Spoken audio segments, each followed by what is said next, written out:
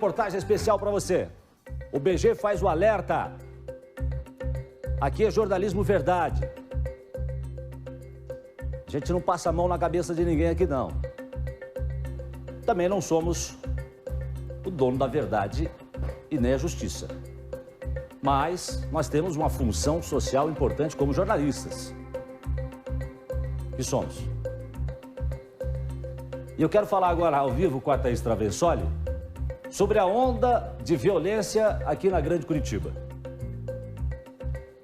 É porque é bala para todo lado.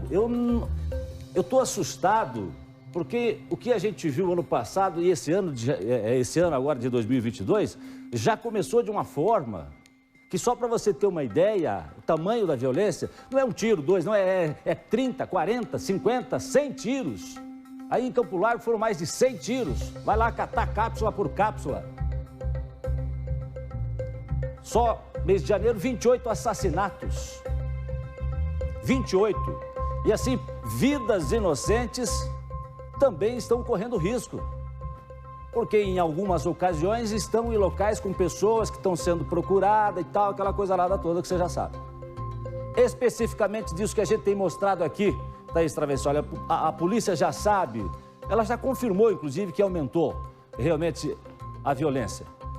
Já sabe o que tem por trás desses crimes, Thaís? Tem uma suspeita, Jasson. Seria uma disputa entre organizações criminosas, uma briga pelo tráfico de drogas em alguns bairros aqui de Curitiba. E esse número que nós estamos trazendo aqui no BG, Jasson, de 28 execuções, isso estamos falando de execuções com arma de fogo, de 5 tiros para cima, de 5, 10 tiros para cima, que a nossa equipe fez um levantamento a partir das ocorrências que entraram de janeiro para cá. Mas esse número é maior, porque aí nos dados entram feminicídio, morte por faca também, aí outros casos envolvendo arma de fogo com menos tiros. E segundo a delegada Camila Seconello, da Delegacia de Homicídios, esse número aumentou sim, o número de homicídios aqui em Curitiba no mês de janeiro, se comparado a janeiro do ano passado. Então, claro que é um cenário que preocupa. Nos últimos dias nós temos mostrado aqui no Balanço Geral essas execuções, Jasson. Chama a atenção o fato de principalmente acontecendo de dia e o número de disparos, como você disse. Tem casos de 40, de 60, até de 100 tiros. Por que é que eles estão agindo dessa forma? Nós preparamos uma reportagem, um Balanço Geral, tentando entender o que é que está acontecendo. Também conversamos com a delegada e a gente vai relembrar alguns casos. E aí vem a explicação da delegada. Veja na reportagem. Na rua, dentro de casa, o acerto de contas não tem local nem hora para acontecer. A polícia está bem atenta a isso, sim. Nós notamos agora em janeiro um número elevado de execuções. Quem não tem relação nenhuma com os casos tenta se proteger. O ambiente é muito tranquilo. Eu gosto muito desse lugar. A gente não vê acontecer coisas assim, sabe? Então é uma surpresa. Na mira dos criminosos estão vítimas que nem percebem que estão sendo perseguidas. Em muitos casos, as mortes acontecem assim, em local público, com movimentação de pessoas. Os alvos dificilmente conseguem escapar. E os criminosos não poupam munições. Em Curitiba e região metropolitana, foram 28 execuções com muitos tiros desde janeiro. Em comum, a maneira de praticar o crime. O atirador geralmente não está sozinho e eles chegam de carro. Em um dos casos, na semana passada, um homem de 46 anos foi morto com mais de 40 tiros na cidade industrial de Curitiba, quando chegava em casa. A mulher que estava com ele também foi baleada e sobreviveu. Até um cachorro levou tiros e morreu. Só na cidade industrial de Curitiba foram 6 homicídios assim este ano. Vários autores, que chegam provavelmente em um veículo e efetuam vários disparos. Ali a gente vê 10, 15, 20 disparos, até mais disparos contra essas vítimas.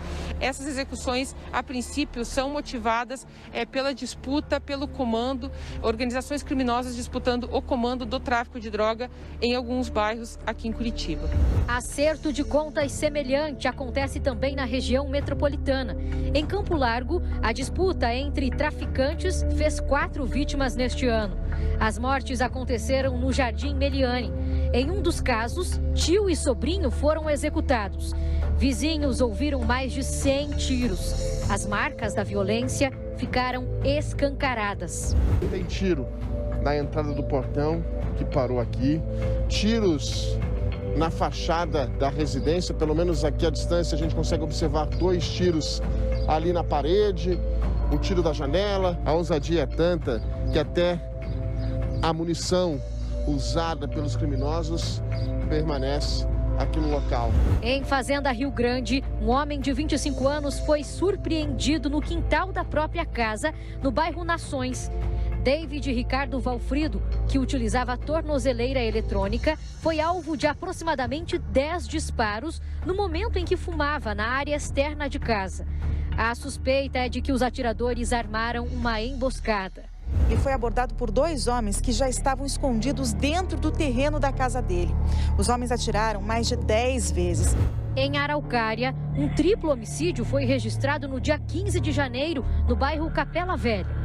2 homens e uma mulher foram executados dentro de um veículo numa rua com várias casas e comércios próximos. São José dos Pinhais. Um homem de 29 anos foi executado com mais de 60 tiros no portão de casa, no bairro Borda do Campo. 4 atiradores, todos com pistola 9mm, estavam em pelo menos 2 carros. O que eu contei no corpo foram 64 tiros. Tá? Muitos tiros na perna, no abdômen. Não aliviaram nenhuma parte do corpo. Em Almirante Tamandaré, uma família que não tem relação com o crime foi vítima de criminosos no Jardim Bonfim. Eles invadiram a residência onde os moradores faziam uma live. Neste áudio, é possível ouvir um dos bandidos.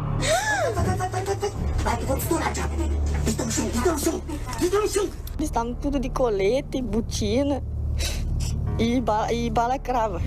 Os moradores sofreram agressões. Ao perceberem que tinham invadido a casa errada, os bandidos saíram na rua e efetuaram tiros contra outra casa. Uma criança de 5 anos foi baleada. Teve que tirar um pedacinho do intestino grosso dela, porque tinha mais de 9, 10 chumbas na barriguinha dela. Se de um lado o acerto continua, de outro, a polícia segue tentando parar as mortes e conta com a ajuda da população para esclarecer por que e quais grupos criminosos estão por trás das mortes. A gente sabe que as pessoas têm medo de denunciar esse tipo de organização criminosa, tem medo, né? Ainda mais pessoas que vivem num ambiente ali de tráfico, perto do ambiente de tráfico de droga nos seus bairros. Mas para isso a gente tem os nossos canais de denúncia anônima e eu digo que muita coisa a gente soluciona com a denúncia anônima, né? Então a gente pede para a população confiar no nosso trabalho, estamos fazendo de tudo, né, para a gente conseguir dar uma boa resposta, prender esses homicidas, esses traficantes. A gente pede que denuncie ou no 197, que é o canal geral da Polícia Civil, ou no 0800 643 1121, que é o Disque Denúncias aqui da Divisão de Homicídios.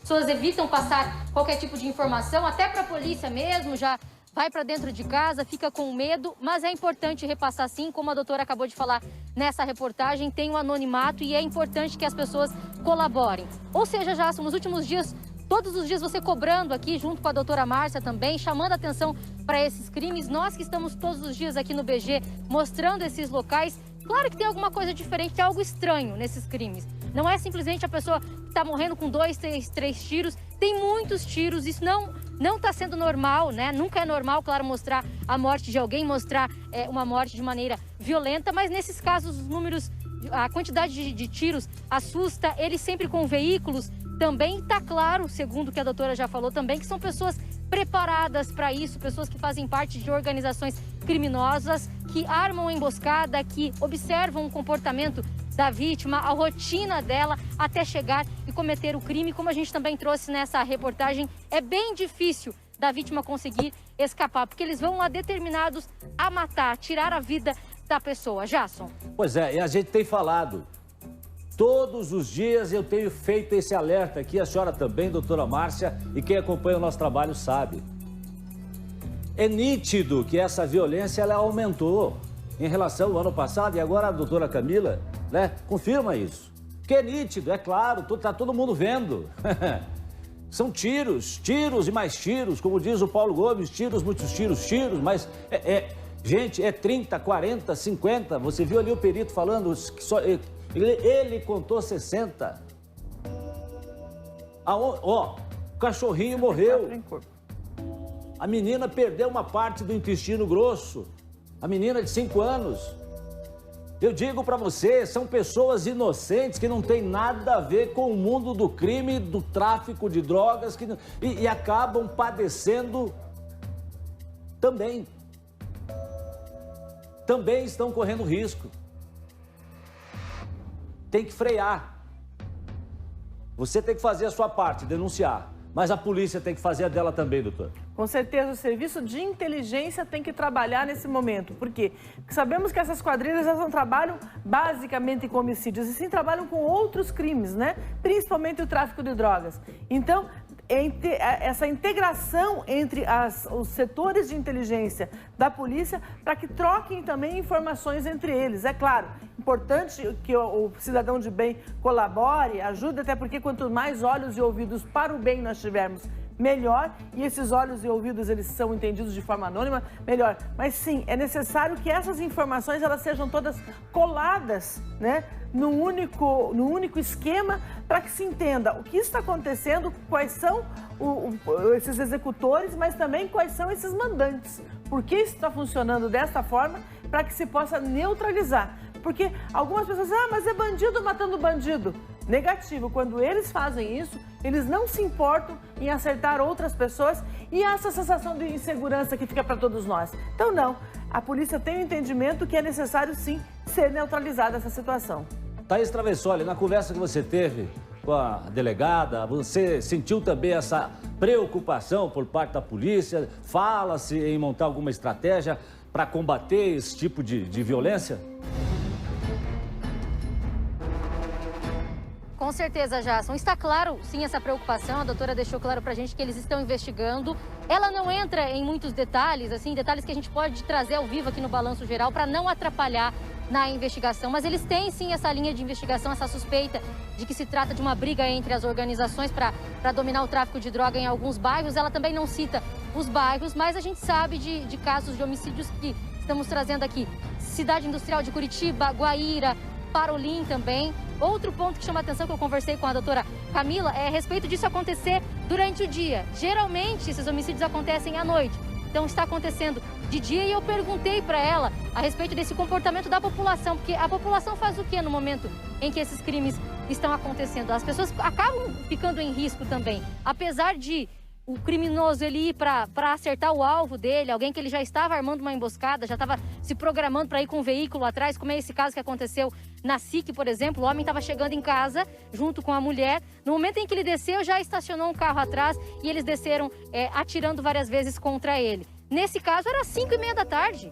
Estava de dia ainda. Então, o pessoal chegando do trabalho, o pessoal que estava ali fora. Tem uma senhora que conversou comigo, Jasson, na semana passada. Ela estava na frente de casa, passando uma vassoura ali. De repente, estaciona um carro e alguém desce atirando com arma pesada. O pessoal disse que eles acreditam que seja uma metralhadora, uma arma grande, dando vários tiros. Então, pode atingir alguém. Claro que essa preocupação também, as vidas dessas pessoas que estão sendo mortas a partir do crime, mas também as outras vidas das pessoas que estão próximas ali nas suas casas, que ficam preocupadas com todo esse cenário que está acontecendo aqui em Curitiba e região metropolitana também. Olha aqui o mapa, aqui ao lado, né? Esse mapa. Nós estamos monitorando. E ainda tem alguns casos que não estão nesse mapa aí. Daqui a pouco, se deixar, vai estar cheio esse mapa, só com número de balas, tiros e pessoas mortas. Se não frear essa violência toda, gente. Por isso tem que frear essa violência. Isso não pode aumentar, isso tem que diminuir. E que situação, né? O caso da menina... você falou do dia? Você falou do dia?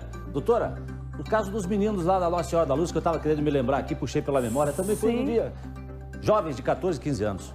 E quando nós estamos nesse tipo de criminalidade, eles pregam pela oportunidade, ou seja, eles têm um alvo e aonde eles encontrarem esse alvo, isso vai acontecer. Então pode acontecer dentro do bairro que a pessoa mora, mas pode acontecer quando ela esteja indo numa farmácia, no supermercado, em qualquer lugar. Então todas as pessoas acabam ficando, de certa forma, em risco, porque mesmo não tendo a ver com essa guerra, pode ser o que eles chamam de um efeito colateral, ou seja, estava no lugar errado, na hora errada e acabou sendo machucada, baleada ou presenciando uma cena dessas. Obrigado, doutora. Obrigado também, Thaís Travessoli, né, que preparou aí junto com toda a nossa produção, nossa equipe, enfim, nossos repórteres cinematográficos, também, né, os nossos editores aqui, essa reportagem que deu para se perceber, né, a dimensão desse problema, né? Então, parabéns aí a todos os envolvidos também na reportagem.